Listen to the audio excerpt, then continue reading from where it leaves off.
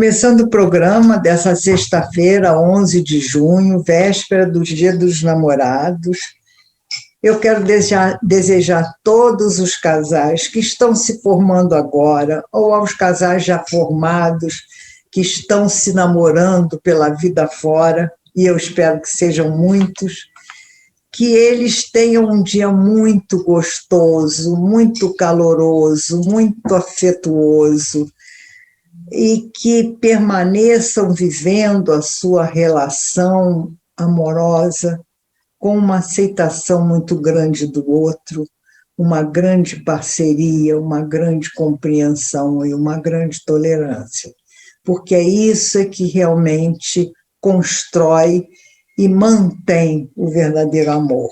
Então, vamos passar o nosso programa com as nossas entrevistas, desejando de todo o coração muito amor para todos aqueles que se amam.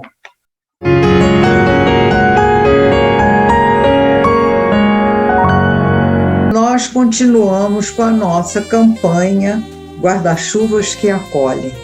Então, aqueles que tiverem seus guarda-chuvas velhos, em desuso, jogados por um canto, que não queiram mais, lembrem-se que a Josélia Contage dispôs-se a receber na sua casa, na rua 16 de março, 189, apartamento 903, todos aqueles guarda-chuvas que vocês não querem mais, para que a gente possa desmanchar e fazer aqueles sacos de dormir quentinhos e impermeáveis para aquelas pessoas que estão em situação de rua.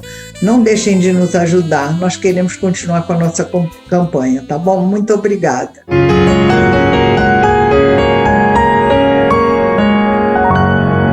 Vamos conversar agora com o vereador Maurinho Branco e com a Carla Carvalho, que é a coordenadora do CCDH, porque eles tiveram, semana passada, uma reunião muito importante para Petrópolis com o ministro Tarcísio Gomes da Infraestrutura lá em Brasília. Eles foram, inclusive, acompanhados do nosso prefeito interino, o Ringo Ramos, porque a gente precisava dar uma solução a esse problema das casas que ficam à margem da BR-40 e que estavam com aquela ameaça de despejo há um tempão já, né? Isso rola, não é de hoje. E as famílias que moram ali ficam sempre naquela angústia terrível.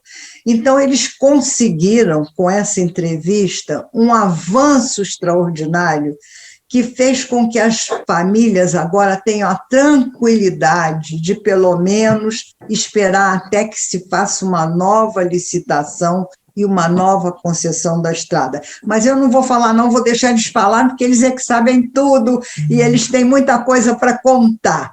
Então, vou começar com o vereador Maurinho Branco, que foi um dos que conseguiu marcar essa entrevista, contando como é que foi esse périplo vereador para marcar essa bendita entrevista.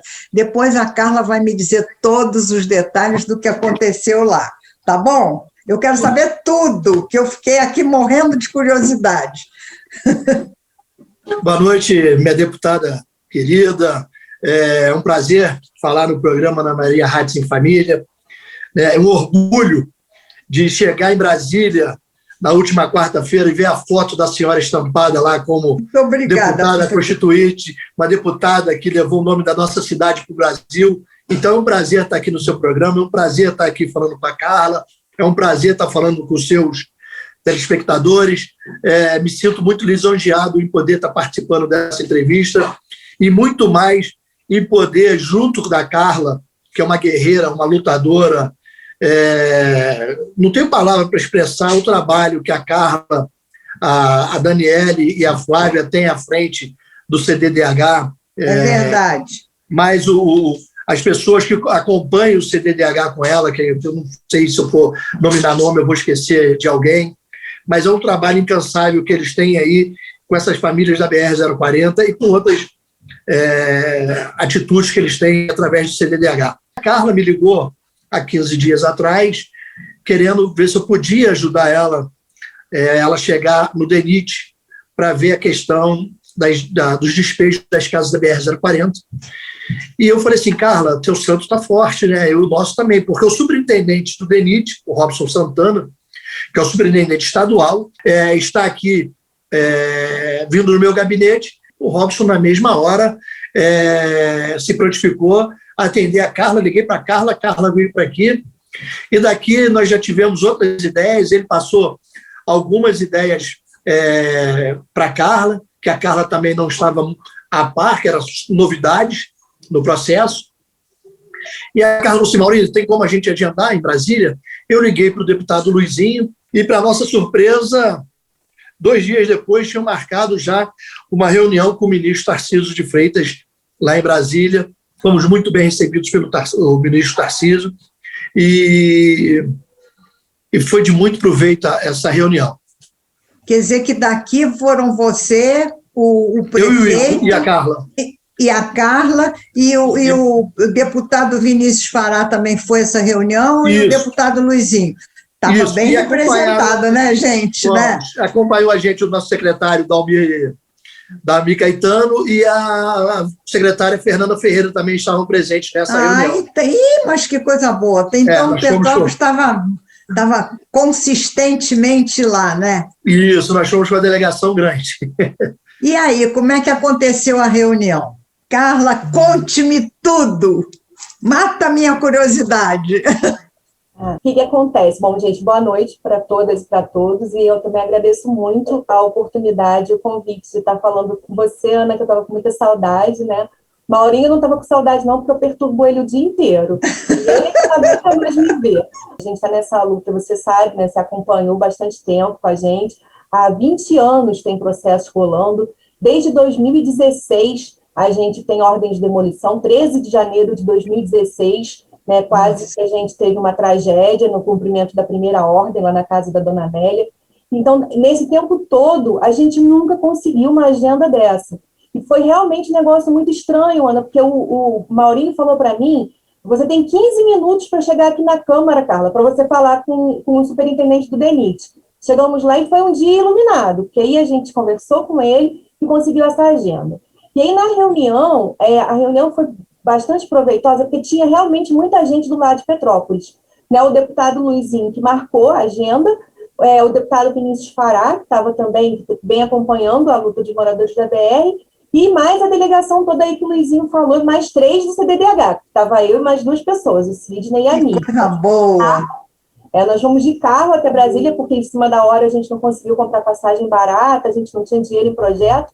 Aí a gente chegou lá, e aí fomos realmente muito bem recebidos. Tinham outros prefeitos e vereadores de municípios diferentes também com pautas, e o ministro foi muito rápido na resolução das questões dos outros municípios, né? Rapidamente ele dizia assim, não, é assim, é assado, resolvia e aquele município tinha lá a sua solução. Quando chegou na nossa vez, o prefeito cedeu a fala, né, para a gente do CDDH, e aí a gente argumentou com tudo que a gente tinha dos processos, né, mas também com a luta das famílias, com a vida das famílias, o sofrimento do dia a dia. E o ministro, assim, nos ouviu atentamente, permitiu, né, que a gente abordasse o tema todo, colocasse toda a situação, a questão dessas famílias que não têm para onde ir, e que nos processos não é vislumbrada, né, a possibilidade delas serem realocadas, a questão da cidade, né, que tem recorrentes tragédias, então já tem um número muito grande de famílias necessitando de unidades habitacionais. Ele ouviu tudo isso, e ele, então, prontamente disse, isso é um absurdo, isso não existe mais você retirar famílias sem você dar uma moradia em troca. Ele citou leis, né, com relação a isso, e instruiu a equipe dele a dar prosseguimento na suspensão dos processos. Ele disse, vamos suspender, na próxima concessão a gente já entra com o processo de redução da faixa de domínio. O prefeito levou um projeto, né, que a prefeitura se compromete com algumas questões para a segurança, né, com a redução dessa faixa de domínio. Aí ele disse, bom, vamos então fazer isso, vamos aguardar a nova concessão, E aí, realmente, aquelas famílias que, mesmo com a redução da faixa, mesmo com obras de estrutura para garantia da segurança delas, elas estiverem em risco, nós vamos retirar, mas não para lugar qualquer, nós vamos retirar para realocar. E isso vai estar dentro desse estudo. E aí, sim, Ana, foi uma emoção muito grande, porque a gente nunca tinha escutado isso, né? A gente nunca tinha escutado que essas famílias teriam uma opção de moradia, né? E então, realmente, a emoção tomou conta da equipe de CDDH, porque a gente estava no WhatsApp com as famílias fazendo suas orações e falando, e a gente o tempo todo mantendo eles informados, a gente não sabia nem como contar para eles isso, a gente deixou um tempo depois para a gente digerir, né, e para contar, então, o que tinha acontecido na reunião.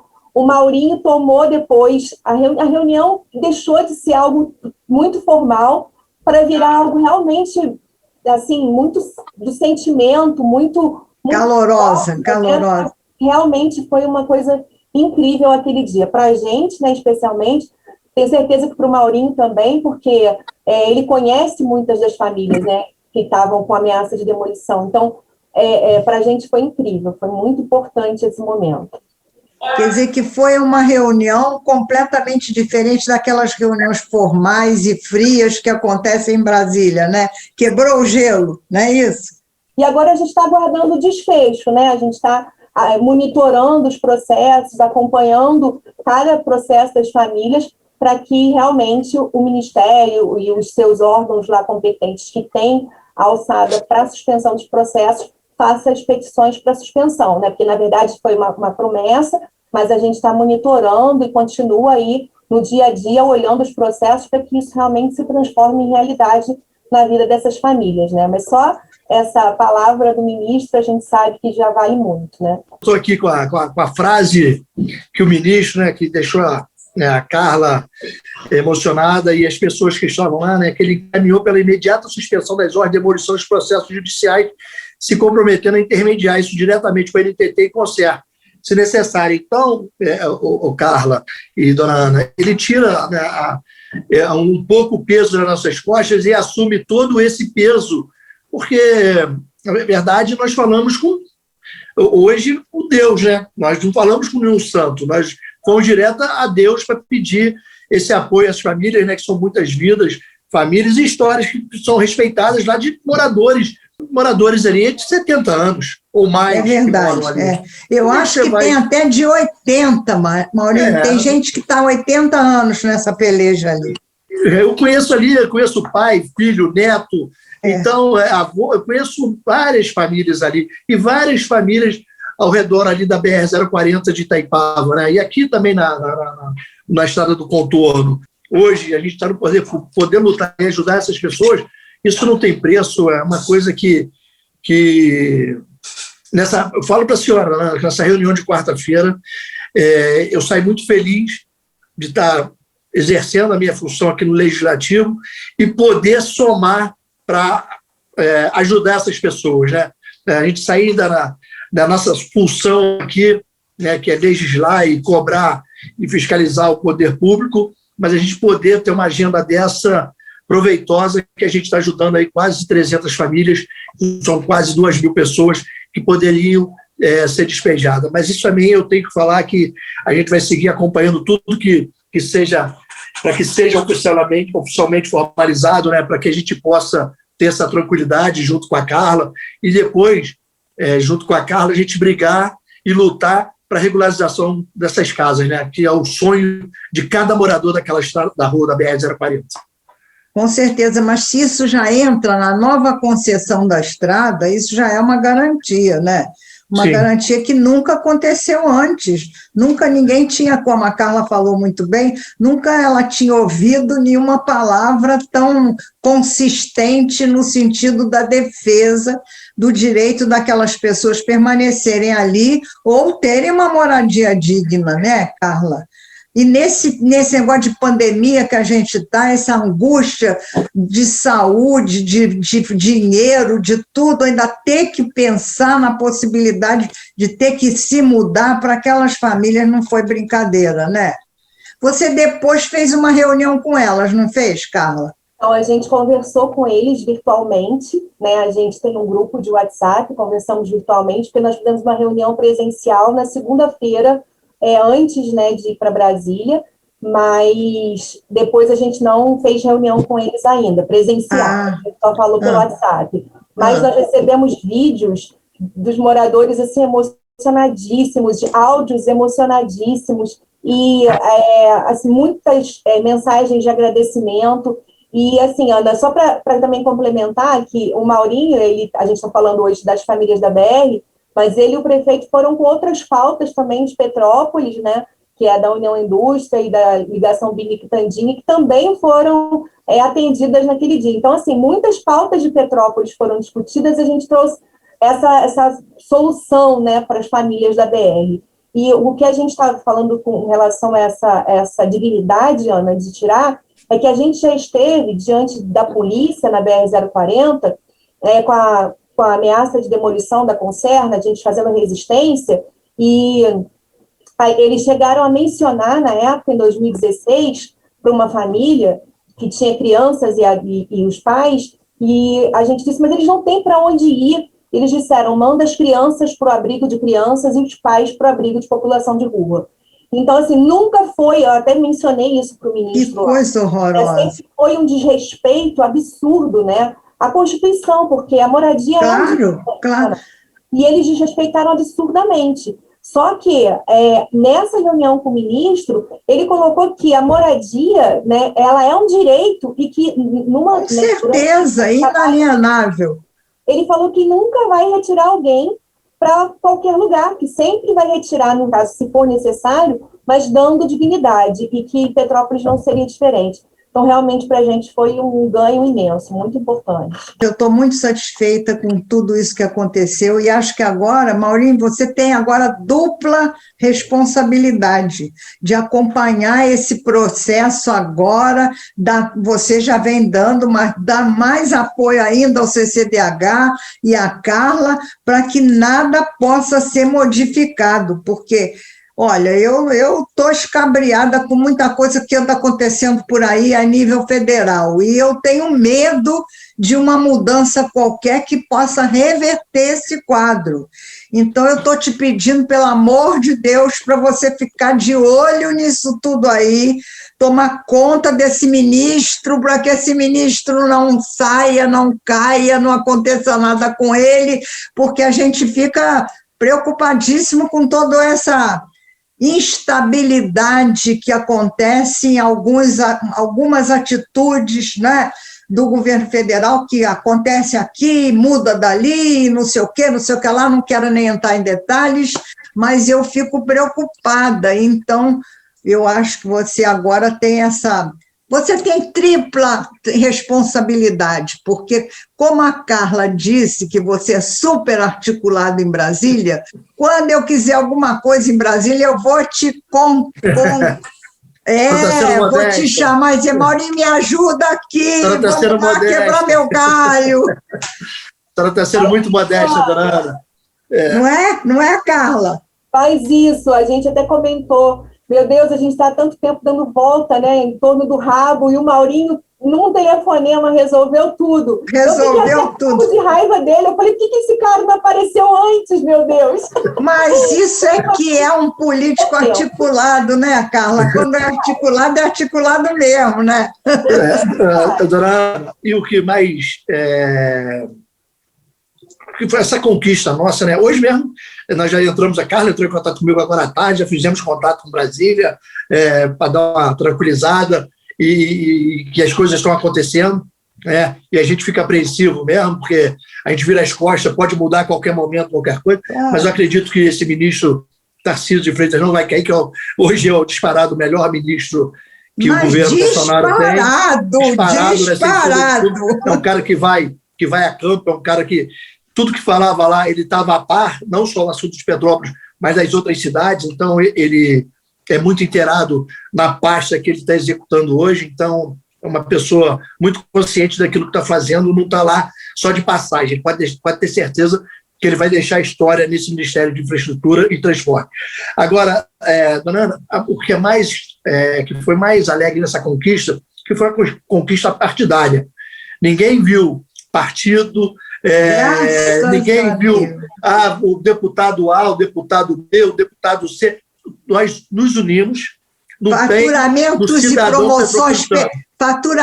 promoções pessoais não existiram. Por isso é que deu certo, Mauri. É isso, é porque quando a gente é do bem e quer o bem, e se juntar, e todo mundo querer o bem comum, né, as coisas acontecem. Foi isso. E eu sempre enfatizo isso com a força de Deus, que sem ele a gente não é nada. Foi ele que iluminou nossos caminhos, ele colocou a Carla aqui naquela quarta-feira e que me colocou o Robson aqui. Foi naquele dia que nós conseguimos a ligação, que o deputado atendeu na hora, que tem hora que ele tem um compromisso, ele não atende. Ele atendeu na hora, ele deu o respaldo, ele nos atendeu. Então, isso tudo é a mãozinha de Deus que está aí iluminando o nosso caminho, iluminando o caminho da Carla, iluminando o caminho dessas famílias da BR-040. Então, isso nos dá muito mais força para a gente continuar seguindo o nosso trabalho. Maravilha, Maurinho, nosso tempo já está ali, ó. Eu quero agradecer a vocês, agradecer a você, Maurinho, que tão bem desempenha o seu papel de legislador desta cidade. Obrigado. Dando um exemplo de que quando a gente bota o ego no bolso, as coisas acontecem de uma maneira muito mais solidária, comunitária, muito mais aberta, muito mais limpa, né? Então, verdade. Eu te parabenizo por você ter esse entendimento e dar conta do seu mandato dessa maneira, porque é assim que todos devem fazer, eu acho, né? E esse conselho vindo da senhora chega a me emocionar, né? Imagina. A Carla que Deus botou a Carla no CCDH, graças a Deus, e ela está lá segurando aquela peteca como ninguém, né? Verdade. Competência, uma doação, um desvelo, um carinho, um amor, que não tem limite, todo mundo sabe e a cidade inteira reconhece, não é? Isso é verdade. E leva isso em consideração. E essas coisas, quando se unem, só podem dar certo, né? Quando os interesses são pela coletividade, por aqueles que precisam, e menos individuais, a coisa só pode dar certo. Gente, muito obrigada, parabéns a vocês, parabéns, que Deus os abençoe, porque eu falo por aquelas famílias que tem essa angústia, esse sofrimento, esse desespero, esse tempo todo, gente. Oi, que felicidade, que alívio que eles não devem estar sentindo. Eu estou sentindo, imagina eles, né? Então, parabéns para vocês, muito obrigada por esse tempo, muito obrigada pelo que vocês conseguiram lá em Brasília. Obrigada. Beijo. Obrigado, estou à disposição. Beijo, Carla. Eu vou te cobrar me levar a Brasília. Vamos Brasília. Tá bom. Tchau, gente. Obrigada. Tchau.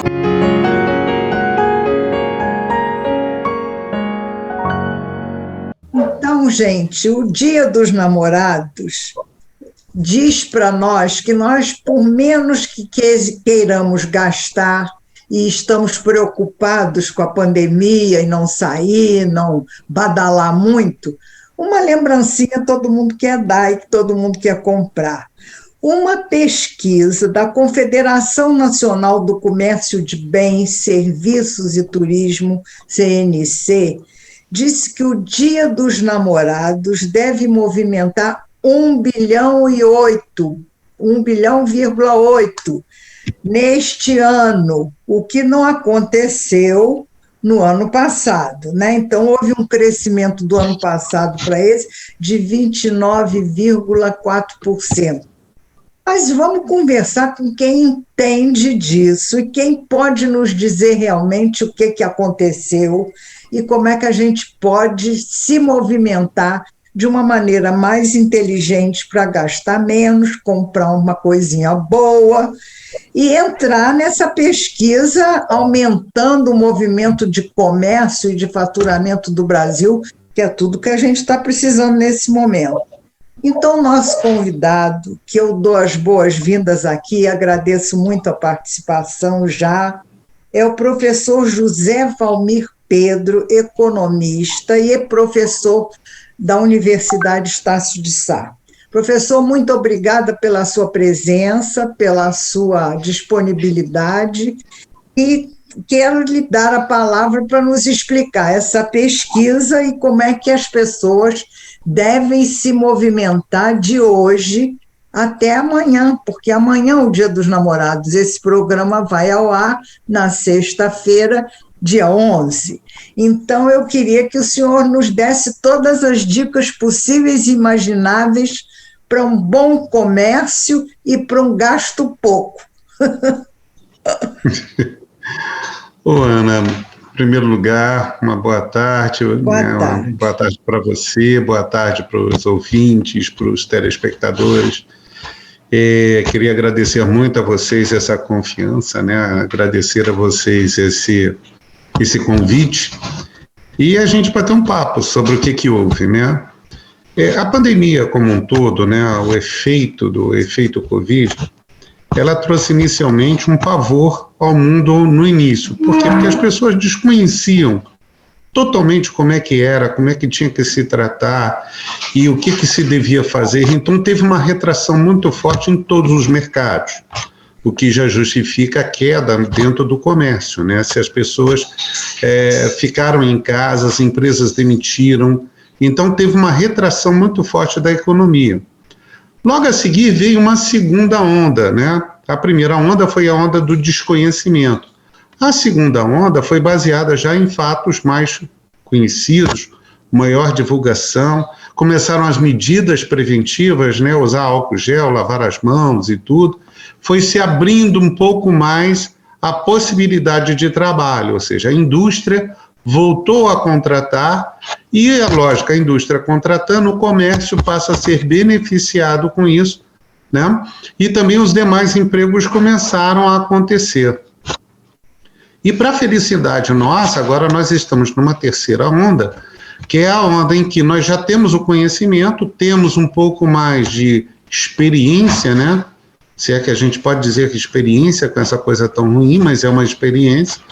E temos a vacina, que está acontecendo. Tem muitas pessoas que já estão na segunda dose, outras quantidades imensas já na primeira dose. Então, isso está fazendo com que as pessoas comecem a se movimentar mais, o comércio comece a absorver e trabalhar mais, e a indústria como um todo. Então, isso você vê, isso vai, o efeito direto é na economia como um todo. Se as pessoas começam a comprar e tudo, a engrenagem começa a se movimentar. Então, nós tivemos em 2020, mais ou menos, 2019, uma queda de quase 4,5% nas vendas, que foi um impacto absurdo na hora do comércio, né? E agora, houve inclusive um anúncio aí muito feliz, né, que nós tivemos um aumento do PIB nesse primeiro trimestre, né, caminhando para o segundo trimestre, aumento do PIB. Então, aumento do PIB significa produção ao produto interno bruto, ou seja, estamos fabricando mais. Ou seja, a indústria, o comércio, tudo está começando a voltar. E graças a Deus, a máquina girando está trazendo esse ânimo, né, para o comércio como um todo. E até porque, em termos de bom senso, eu sempre falo, estamos na época do frio. Você não dar um presente para sua namorada significa que você vai ter que disputar com o seu cachorro a casinha dele. E pode ser que ele não aceite doar esse espaço para você no inverno. Então, vamos para os presentes, né? E nós temos muita coisa boa que pode ser feita durante esse período. Compras pela internet, que você pode aproveitar, compras casadas, que o comércio pode ofertar para você. Você hoje não precisa sair de casa, né? Tem diversas propagandas aí demonstrando vários vendedores dentro da internet que fazem entrega na sua casa, vem via correio, vem via transportadora, né? E existem preços diversos, é uma questão de pesquisa e uma questão de orçamento. Muitas das vezes é muito importante lembrar que não é o valor. Às vezes, em boa parte dos casos, principalmente para as meninas, é a lembrança, né? É o fato de você lembrar. Às vezes você carinho, pode dar um presente. Né? Exato. É a pessoa saber que naquele momento você lembrou dela, seja para comprar uma rosa, embrulhar bonitinho e entregar, você lembrou naquele momento da pessoa.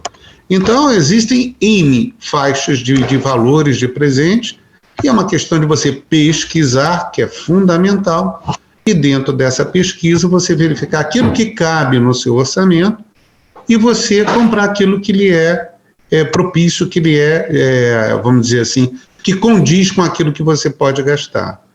E outra coisa, uma dica que eu passo para quem vende, é você conhecer o perfil do seu consumidor.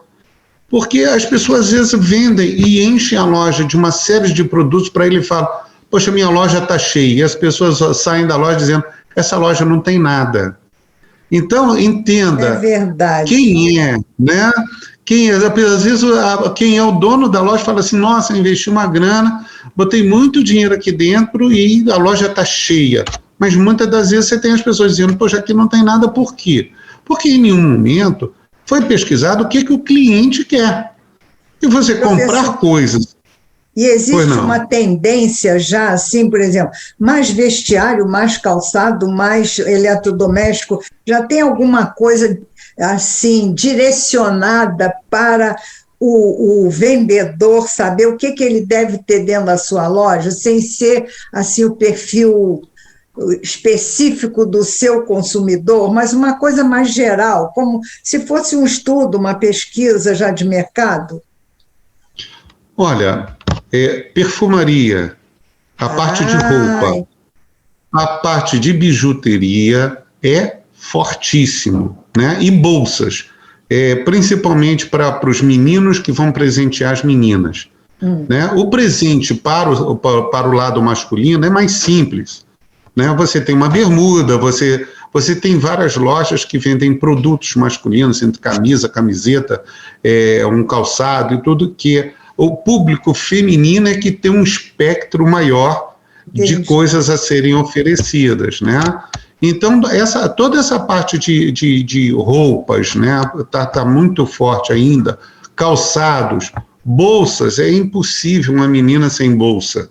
Então, são coisas que existem no mercado e que você pode trabalhar com preços muito acessíveis. Tem muita bijuteria bonita, né? Você pode casar bijuteria com objetos que tenham maior valor.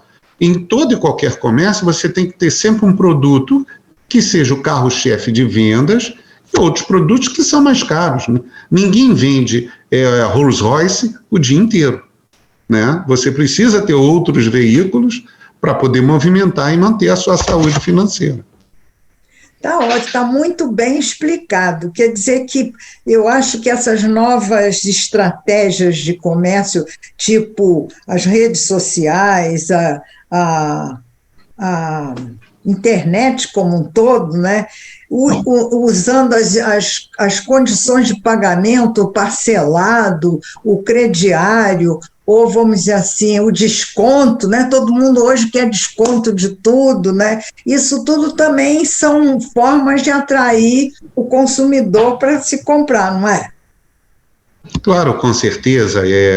Hoje, por isso que eu falo do conhecimento do perfil do seu cliente, porque muitas das vezes você pode oferecer, através do conhecimento desse perfil, as principais vantagens. É você saber se o seu cliente quer uma compra com prazos mais dilatados, se o preço, né, qual é o valor, qual é o range de preços que você pode trabalhar melhor com ele, se são produtos de preços mais baixos, médios ou mais altos, né, se o financiamento pode ser feito em 3, 4, 5, 6, 8 vezes, e principalmente aquilo de compre uma coisa e dá desconto em outra. Agradar o cliente é sempre a receita-chave de você sempre conseguir fazer muito bem as suas vendas. E uma coisa que o comércio tem esquecido e que é muito forte, o público LGBT. O comércio está esquecendo, e às vezes você perde vendas importantíssimas com o público LGBT, que é um público lindo, maravilhoso, compra muito, e muitas das vezes não é esquecido. Né? Tem um bom poder aquisitivo, a grande maioria tem um excelente poder aquisitivo, é igual antigamente quando faziam carros e não lembravam que as mulheres dirigiam. É verdade. O comércio tem sempre esse lapso de memória. Nós temos um público aí maravilhoso, né? E outra coisa, a terceira idade também não está quieta, não. Tem muita gente aí namorando, tem muita gente aí saindo para bailes e tudo, e não pode ser esquecido. Você tem que determinar um nicho de mercado, um público-alvo e partir para dentro, porque ali vai dar você, se você conhecer e trabalhar bem. Quer dizer que o senhor está preconizando que o Dia dos Namorados vai ser um boom de vendas para o comércio, melhor até do que foi o Dia das Mães, será? Ou a Páscoa, vai ser melhor. Eu poderia apostar que vai ser muito melhor. Que muito coisa melhor boa. Mesmo. Isso é uma boa notícia para a nossa economia, né? E uma boa notícia para aqueles que precisam ou que querem comprar uma lembrancinha para o seu parceiro, né? Para a sua parceira ou seu parceiro. Não é isso, professor? Com certeza, é importantíssimo. Então, muito obrigada por essas suas explicações e esse seu estímulo, né? Valeu o estímulo, não é? É ótimo, eu que agradeço você, Ana, agradeço seu público, agradeço a TV, agradeço a todos vocês por esse carinho, pelo convite. Espero ter contribuído. Muito, contribuiu muito, muito obrigada. O senhor vai ver a diferença, como é que o comércio de Petrópolis vai reagir, vai responder, tá bom? Muito obrigada. Tá ótimo, eu lhe agradeço. Obrigado. Obrigada.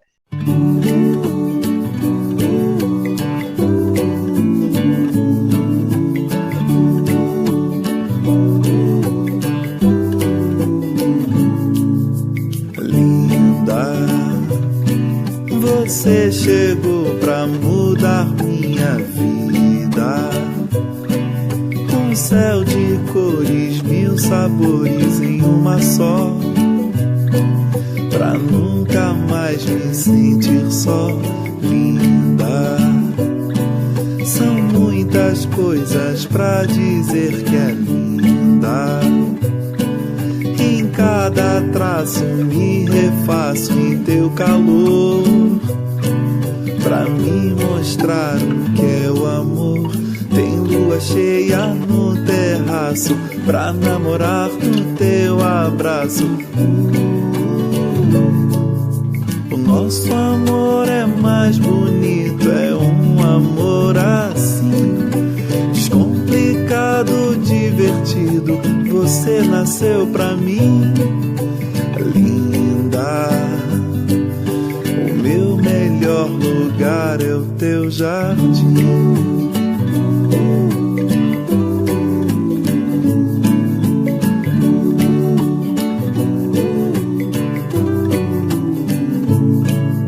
Linda, são muitas coisas pra dizer que é linda. Em cada traço me refaço em teu calor, pra me mostrar o que é o amor. Tem lua cheia no terraço, pra namorar no teu abraço. O nosso amor é mais bonito, é um amor assim, descomplicado, divertido. Você nasceu pra mim, linda. O meu melhor lugar é o teu jardim.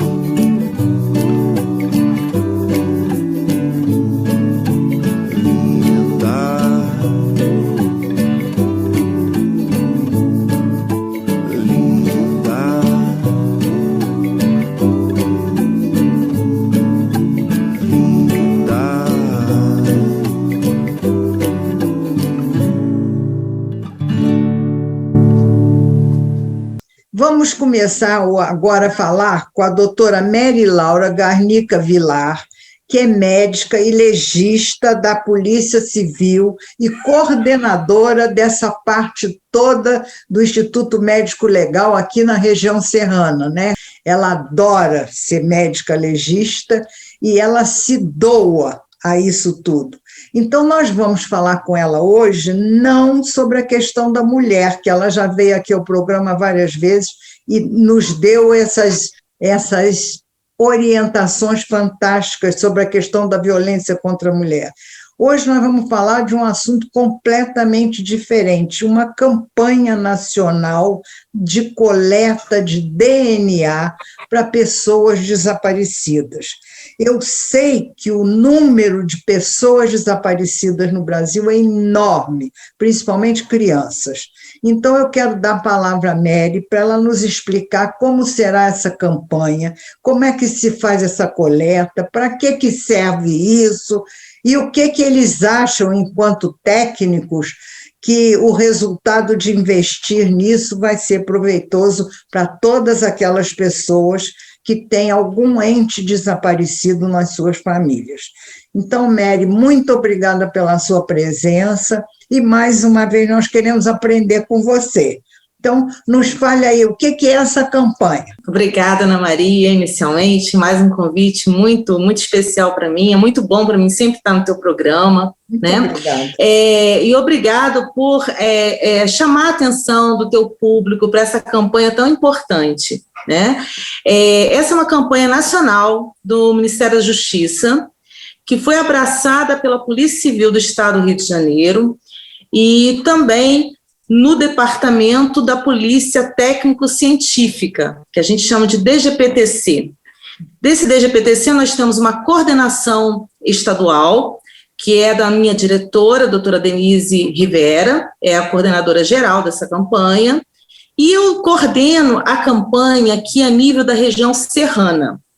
A região serrana hoje, ela conta com um registro de ocorrência de mais ou menos 230 desaparecidos. Então, pessoas que foram à delegacia e deram por desaparecido os seus entes, né, as pessoas com quem conviviam, certo? Essa campanha, ela visa principalmente o familiar, a família que perdeu alguma pessoa, que não tem comunicação com essa pessoa. Essa família, ela pode nos procurar do dia 14 ao dia 18 de junho agora. Nós faremos uma grande campanha de coleta de material genético de famílias de pessoas desaparecidas. Essa coleta de material nada mais é do que passar um suave, né, tipo um cotonete, né, comprido esse aqui que por já dentro está todo da mundo boca. acostumado, né, com a pandemia. Isso. Agora todo mundo sabe o que é suave, né? É verdade. Então, assim, um suave comum, normal, é uma prática indolor, não incomoda, passa por dentro da boca, o perito legista que vai fazer a coleta é um médico especializado, ele está acostumado a fazer isso. Então, essa família, quem pode colher material dessa família? De preferência, parentes diretos, pai e mãe do desaparecido. Se não tiver pai e mãe, irmãos do desaparecido, que sejam irmãos por parte de pai e por parte de mãe, certo? Então, a gente tem alguns entraves, né? Porque o DNA é um exame de comparação. Então, para que você possa achar essa pessoa, você tem que fazer um exame comparativo. Por isso que é tão importante que a família nos procure para fazer esse exame. Para vocês terem uma ideia, no Brasil nós temos 80 mil desaparecidos, né? Desses 80 mil, nós só temos 3 mil amostras cadastradas de DNA de famílias. Só 3 mil. Então, essa campanha é a nível nacional. Então, como eu falei, a família nos ajuda muito procurando. A gente já sabe que não é preciso mais esperar 24 horas para dar por desaparecido o seu familiar. Não, isso deve ser feito o mais rápido possível. Aliás, a gente acredita que nas primeiras horas é quando a polícia tem mais chance de achar esse familiar perdido. Outra coisa que é um dado muito interessante, né, que é um dado de 2015, tem um trabalho que fala que mais de 200 pessoas desaparecidas por mês no estado do Rio de Janeiro são de origem psiquiátrica. Ou seja, por algum motivo, essa pessoa perde o discernimento, sai andando e se perde, né? Isso é muito triste. Deixa eu te fazer uma pergunta, Mary. Se essa pessoa está desaparecida e se perde, como é que você vai colher o material para DNA dela? Aí é que é o problema. Porque tem que comparar com o familiar, não tem? Não é assim? Exatamente. Vamos explicar. Essas pessoas, muitas vezes, elas morrem e elas são encontradas em outros lugares, longe da sua residência, e são dadas como não identificadas. Essas pessoas, muitas vezes, vão parar nos IMLs como não identificadas. E o que o perito legista faz nesses casos?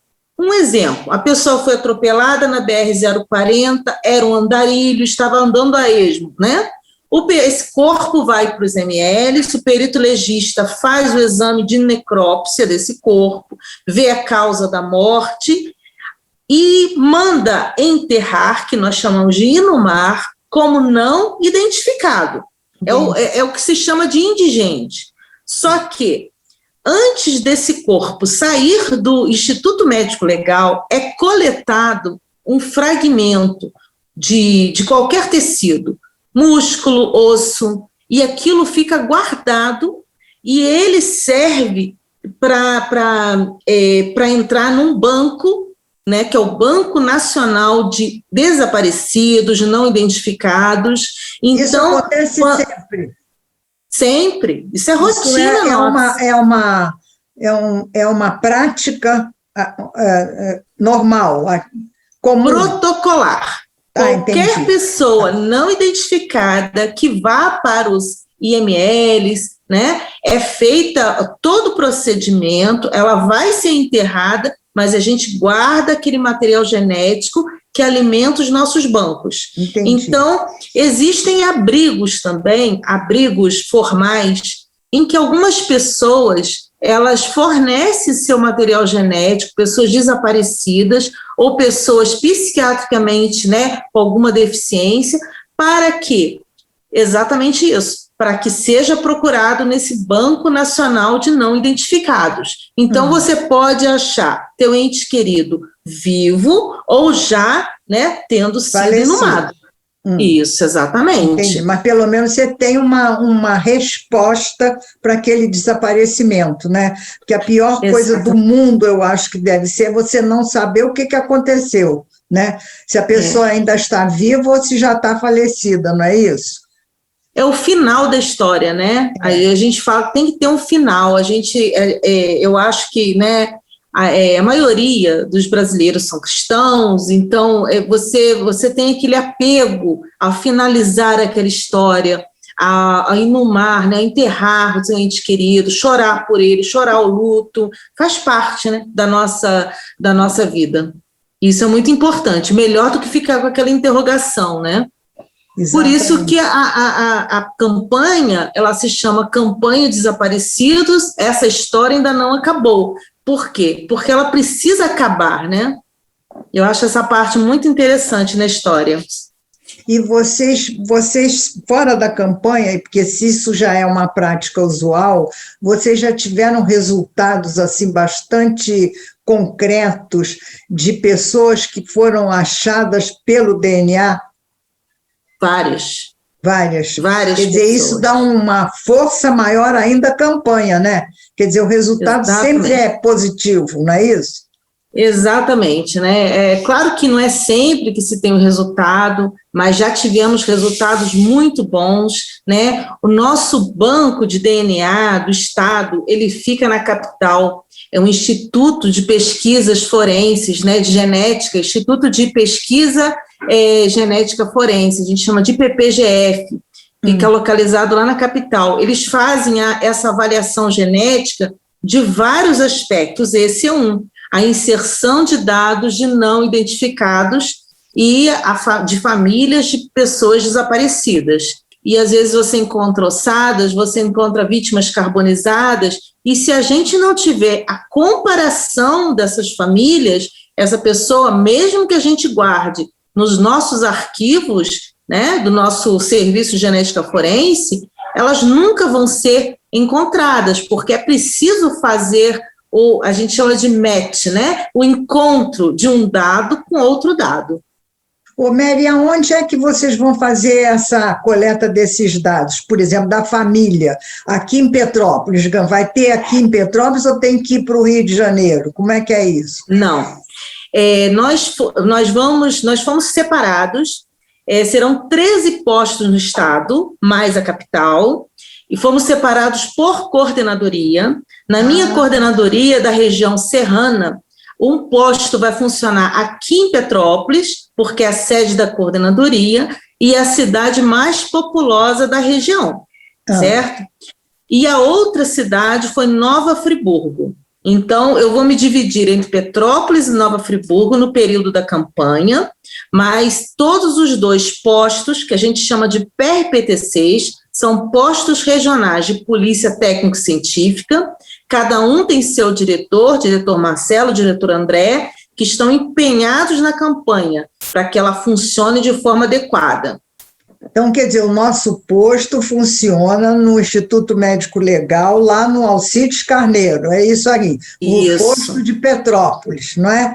Quer dizer, se as pessoas que têm aqui em Petrópolis uma história mal acabada, vamos dizer assim, inacabada ainda, que tenha perdido o seu ente querido, o seu ente o seu parente próximo ou até distante, e que fique com aquela indagação a vida toda, querendo descobrir o que aconteceu, aonde ele está, procure o posto o Instituto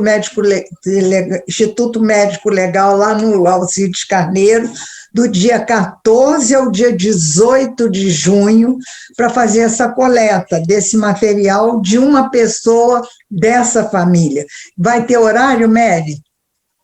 O horário é horário administrativo, de 9 às 17, de segunda a sexta-feira, tá?